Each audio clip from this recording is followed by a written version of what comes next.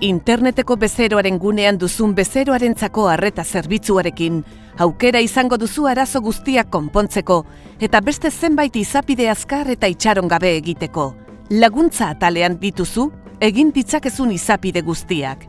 Ikusiko duzun lehen gauza Euskaltelen fororako esteka bat izango da. Han, kontsultak egin ditzakezu. Nire kudeak eta kontsultatu atalean ikusiko duzu irekita dituzun izapideen prozesua. Eskaerak, matxurak, erreklamazioak eta eskariak.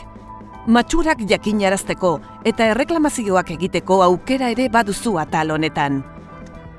Arazoa lehenago konpontzen saiatuko da beti Euskaltel. Horretarako, zenbait galdera egingo dizkizu eta lagungarri gerta dakizkizukeen baliabideak eskainiko dizkizu.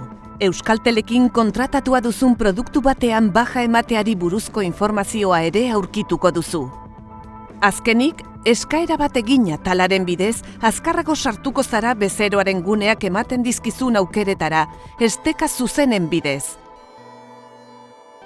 Horrez gain, webguneko eremu publikoko laguntza atalean hauek aurkituko dituzu. Ohiko galderen erantzunak, eskuliburuak, driverrak, harremanetarako inprimakiak, harremanetarako telefonoak eta saltokiei buruzko informazioa.